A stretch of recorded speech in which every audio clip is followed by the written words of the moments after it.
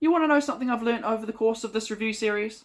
I am apparently physically incapable of watching more than a 4-part story without falling asleep. Seriously, doesn't matter how good it is, I always find myself feeling really tired while watching anything longer than 2 hours. I need to step up my binge watching game. It could be the best classic Doctor Who episodes ever, and I would still be nodding off 3/4 of the way through. Oh, and I mean that, because this week's story is an easy contender for the best classic Doctor Who, or at least the best second Doctor episode. Cue the people in the comments section telling me it's overrated. I don't care, bring it on!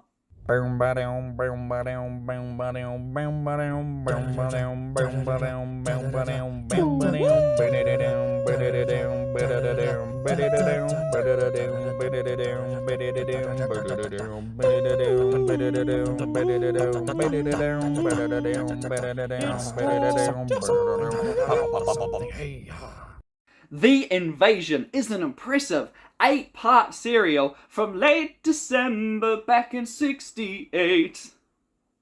No? Frankie Valli and the Four Seasons? Uncultured.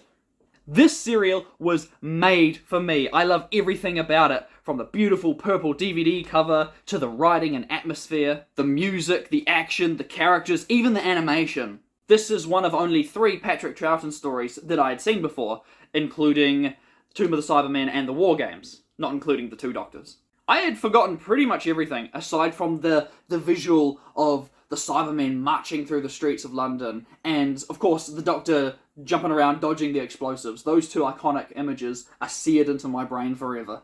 But, oh man, this was an absolute treat to revisit, just like watching it for the first time all over again. Alright, I'm going to give you the basic breakdown of the plot because it's so simple and yet so effective. Big bad Jeff Bezos type guy, the leader of the biggest electronics company in the world, naturally wants to take over the world. So he's in league with this mysterious, unseen force hiding out on the dark side of the moon, waiting to invade. No, not the Decepticons, but essentially the same plot. The first thing that took me by surprise was just how long they waited to reveal the Cybermen, but I'm getting a bit ahead of myself. That's the basic plot structure, which plays out perfectly over all 8 episodes, never dragging for a moment. Actually, near the end, they start speed-running through certain scenarios, kinda like how Game of Thrones ended up doing in the later seasons, where they just had characters magically appearing in different spots because of plot convenience, and honestly, they could have easily dragged it out for a 9-10 episode story. Okay, 10's pushing it a bit much, 9 episodes. But I'm getting way ahead of myself again, so let me just break down all these little things and moments that really stood out to me. For starters, before the story even kicks off, I was fairly confused because, spoiler alert for those who haven't seen last week's serial, The Mind Robber, at the end of that one, the Doctor chooses to save the Master of the Land of Fiction instead of leaving him behind while the realm collapses around him. Very noble. But we never get to see what happens to him, because it fades to black and then the credits start to roll. Meanwhile, the invasion begins with the Doctor, Zoe, and Jamie in the TARDIS saying, but we never get to see what happens to him, because it fades to black and then the credits start to roll. Meanwhile, the invasion begins with the Doctor, Zoe, and Jamie in the TARDIS saying, oh hooray, we're all alive and the TARDIS is in one piece, with no sign of the other guy. He's not even mentioned. The fan wiki says that he was presumably returned to his own time and place, but that's a pretty big assumption to make. Anyway, doesn't really affect anything here, I just wanted to mention it. The 1st and 4th episodes are missing, so they are presented here in simple flash animation. But what makes this significant is that this was the first ever classic Doctor Who DVD to be officially released with animated missing episodes. How cool is that? It is so weird to see how used to the budget animation I've gotten. Like when I started this review series back in late 2021, I was very open about my disdain for the lack of quality. But I've just gotten to the point now where I don't even bother getting upset about it. Why is it so dark in here? Don't get me wrong, aside from the Macra Terror, none of the classic Doctor Who animations are of the quality that I feel a show with this legacy deserves. But because this one was the first, I'm willing to forgive its few shortcomings. You can tell they put their heart and soul into it, and the 50-minute behind-the-scenes making-of documentary shows as much. Yeah, I watched that whole thing.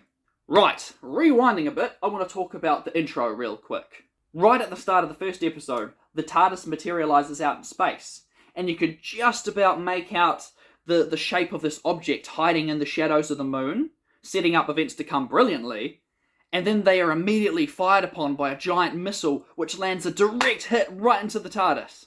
Oh my goodness, the TARDIS is not dead and is completely fine. Would you think a ballistic missile would do any damage to the TARDIS? Pfft, nah.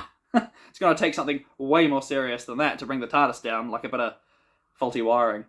Maybe something jammed in the door. Spot of bad weather, perhaps. Moving on. One of the other things this story is known for is introducing us to another iconic staple of Doctor Who.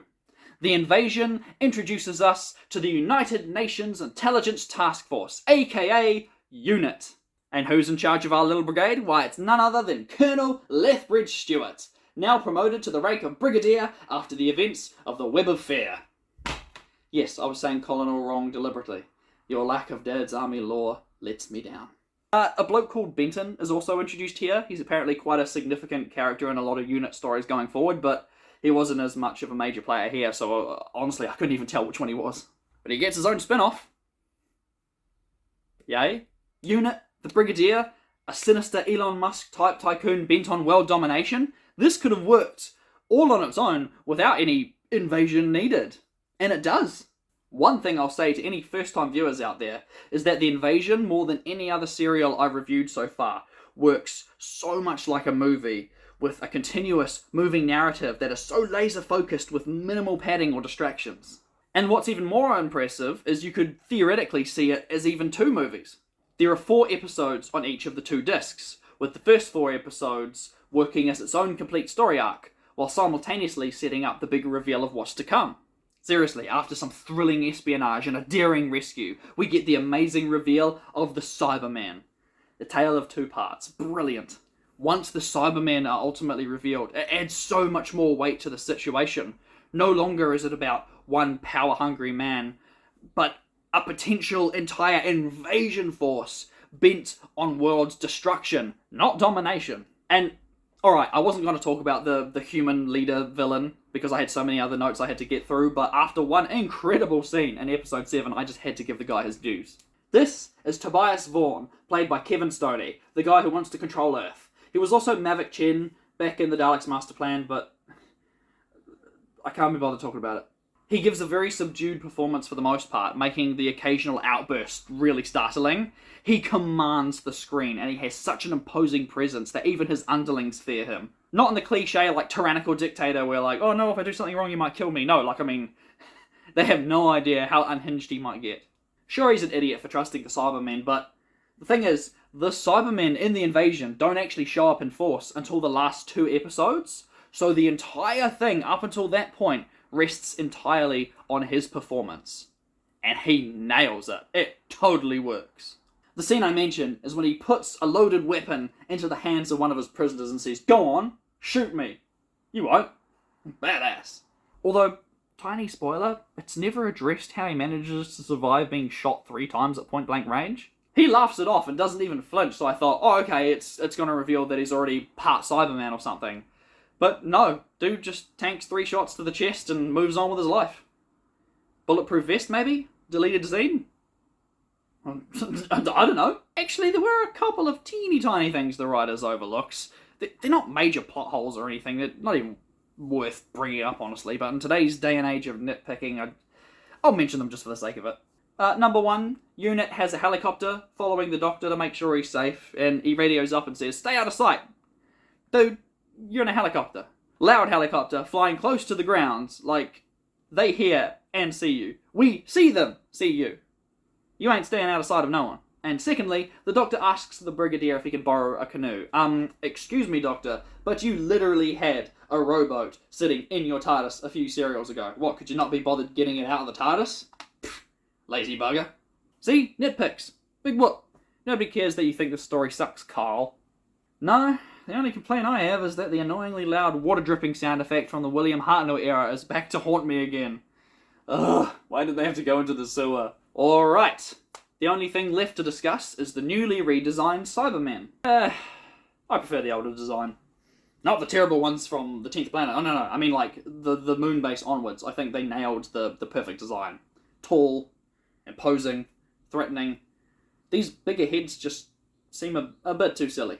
Like, You know, being a classic Doctor Who fan, it's tough sometimes, because you try to get people to take the show seriously, despite the dated special effects and goofy elements, and I just don't think these big giant square heads do anything to help the Cybermen. The voice has changed a little bit too. It's a lot deeper and, less cool. They kill people with their chest plates now, instead of using force lightning or weird head zappy mind control. Oh, they do have guns. So I'm guessing using their chest plate must drain some of their power supply, so they use the guns instead. Clever. Did the writers intend that, or did I just make it up on the spot? Who knows?